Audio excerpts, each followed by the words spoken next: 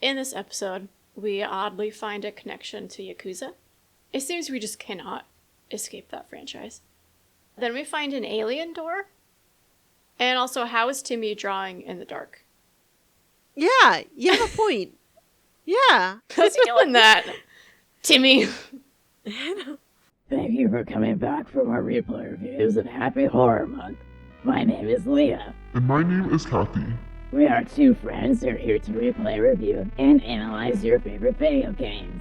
And since Kathy has never seen the games before, it helps me view them through her fresh eyes, almost like I'm discovering them again for the first time. We hope it'll be a similar experience for you. Well, should we just start on scene 1? Yep. Just gonna go real quick today. Day 100, question mark? I continue spelunking, if that's how you say it. Where I find a doll torso? Yeah, we don't like it. I guess it's a piece of Timmy's toy. Then we find a couple of children's drawings, which were in a cave. Timmy, how? Timmy has night vision goggles. How is he deciphering the colors and then drawing with such Precision. exquisite precision? Yeah. More finger decor. I know you love that. Ugh. Then a camp containing a huge case of cash, laptops, and dead people, of course, including Yakuza members. One of them has his tattoo peeled off his back, hanging above him. So gross. We continue on to find hidden behind some boards, which matches one of the drawings. One of the drawings was of, like, boards with crosses on them. We find that, and we break the boards, and behind it we find another drawing, which is the stick figure holding a removed head of another stick figure. Timmy's seen some things. When does he have the time to draw this? Which, there's like a lot of logistical questions I have about these drawings. Like, aren't they going to smack the paper and the markers out of their hands if they see them documenting evidence? Timmy, you were in a plane crash. We saw him passed out, it appeared, getting scooped up by this guy. So are you telling me that he had his pen and paper on it? Like, he didn't have a bag. Did he say, "Can I go back for it?" Like, why does he have it? Yeah, I'm here wondering if there's more than one child. Well, we get Like- hints to missing children, so... There's that. I'm just wondering, in the same plane crash, maybe there's other kids on the plane. Mm-hmm. Same situation. Okay, and then not long after that, I find a head with a cassette tape in its mouth. And then a note that appears to show the hole, the crater, whatever you want to call it.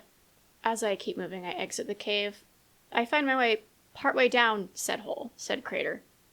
But there's no way to, like, go up or down, so I just go in another cave entrance. And this is where I find a crucifix. And is this where we find the paper, too? Hold on. Yeah, so we find, like, it's called Latin paper. It's got, like, a drawing of the crucifix on it and of the crater.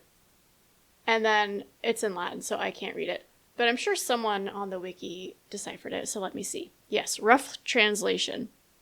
Woman, 4 legs. Multiplying serious. What? Excellently moist skin, pale complexion, the deep depressed rim. Some babies died. The uncle characteristics, meaty infants, dogs. Cross did not help. Traps did not work, and you ask with his own ways out of the mouth of the Olenificus, do not worry. How do we know it's the uncle, not the dad? You know what I mean? Or just another male? What? Here's my gathering from that. We're talking about the Octolady. Yeah? Yes. Mm-hmm. And she And the makes babies. tons o icky babies. Tons of them. And then it's talking about, so I think they think it's like some kind of demon or something maybe. And they were trying to use crucifixes. This is, maybe the missionaries wrote this. Ooh, that makes sense. And they're setting up traps to kill it, but it wouldn't die. Yeah.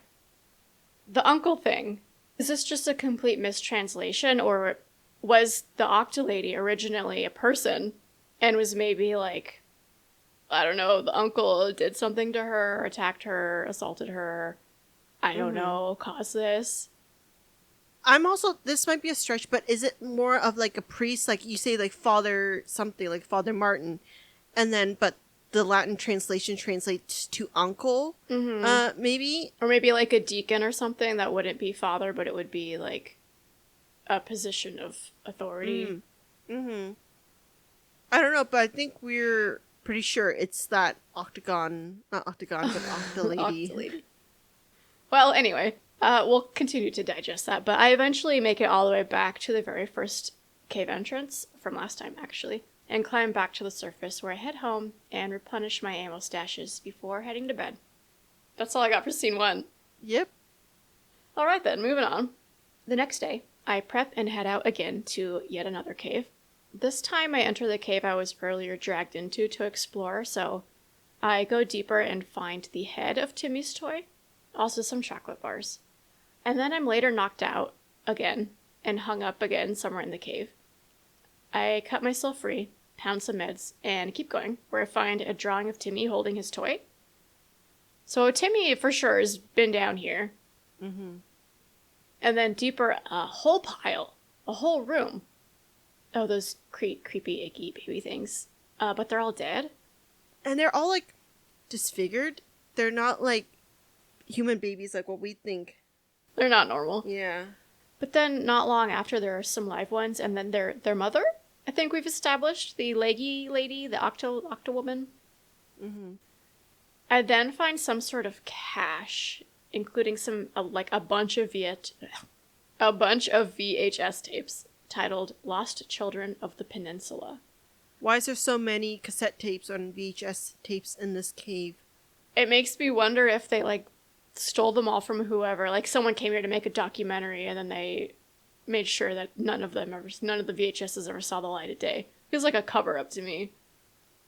I also am curious, how are they getting all the stuff into the cave? Is it that humans that are alive are bringing it into the cave and then they die? Or was this all happening above ground and those creepy monster things are taking it from above ground, somehow transporting it into below ground? How is this stuff making its way here? And how have we not seen any other plane crash or other stuff above ground? I wonder the same thing too, and some of this stuff seems really old. We find old gun ammo. Stuff has been here for a while, but how much is old and how much is new? Because we find those old canvas tents, but then at times we find those newer backpacking orange tents. Yeah, those laptops seem relatively new compared to VHS tapes, so yeah. How long has this been going on? Right. We also find an autopsy report. I'll read it. It says, Office of North Pringle Medical Examiner. Report of investigation by Provincial Medical Examiner. Name, Jessica Cross. Homicide, notified by sister, investigated by Alan Baum. Multiple stab wounds and head trauma. Cause of death, murder. Manner of death, violent. But how is this note here? And why is this note here? That I could see the humans brought it over, but why is this something you bring with you? Yeah, unless you're hiding it, covering it up again. But yeah, we also find in the same area red paint and a paintbrush, which is of interest to us when we pick it up. So are these not bloody people? They're people painted red? And if so, why? The thing is, if this was paint, how is it not all over the place? You would run into some of the cave walls or get some things covered in paint, right? If your fingers are covered in redness, how is that not staining more things in the cave? I think that's maybe a question for the summary. What the f*** is up with the paint? Anyway, I also find a bunch of dynamite and a modern axe. And then I head home. I will say that you're very strategic about color coding the cave entrances and the exits with the little stick things that you created. So just for our viewers to know, you're very strategic about it. I need to know which ones I've gone in and which ones I've popped out of, so I don't waste my own time. Scene 3? Okay, well, as the sun rises the next morning, I head out again to investigate the cave that I earlier found by the tents. And not long after entering, we find missing passengers, another piece of Timmy's toy, and further on, a VHS titled Opening the Artifact. Tone shift, right? Yeah. So immediately I'm thinking Pandora's box, opening the artifact. What exactly is it? Did it unleash some curse? And that's why we're having all these crazy characters. Maybe this artifact is why so many people are coming in here. I finish exploring the cave and head home to bed. Anything else on scene 3 for you? No, but a quick status check. So, Yeah. with all these monsters, just kind of note taking it, we got a couple jump scares that really freaked us out while watching this game. There's one where I nearly spat out my coffee while watching it come out. Luckily, I didn't choke. But so we have those things on fire. We have the lady spider thing. Mm-hmm. We have bodies, or those weird monsters with multiple arms. We have blue people, and then we have those red bloody people. Which is apparently paint. But I do think there's a difference. I think there's like the cannibals. Those are what's above ground. And then there's like the mutants that are mostly below ground, but they like come out every so often. I don't know if they're connected or not. If they're on the same side or not. Maybe the cannibals are afraid of the mutants too. I don't know. All right. Well, scene 4. Another day, another cave to explore. And I'm kind of starting to wonder, is Timmy worth it? Strategically, you need to also start looking at exits. So, what do you do when you find your son? You bring him back to base, but don't you have to start wondering about how do I survive once I get out? Because the moment you take Timmy, I'm assuming all the monsters are going to start coming after you. So, your base camp might not even be enough. And how do we get off the island? I guess he is worth it, so I go into the cave. I find some more missing passengers, another piece of his toy, and then not long after, another children's drawing of the pit, the crater thing. And then I obtain the rebreather, which allows me to explore underwater. There's a point where I pop up from the water, and I get attacked by the icky babies. They have no business doing that much damage. And how are they moving? Because they obviously aren't using their legs to move. There's a lot about those that I hate. Okay, but then further on we find this, like, alien wall. Whoever designed it had to be, like, an engineer or something that, too, it's like a pulley system, and it opens up the doors elsewhere. That the doors are at least, like, 18 feet tall? They're huge. It's insane. Yeah. Obviously not a natural formation. So now we're getting into things that are either man-made or alien-made, something. I don't know. But I go inside anyway. And then on the other side of the door, we see some skeletons that seemingly are worshipping whatever is drawn on the wall, as well as a Bible and a cross.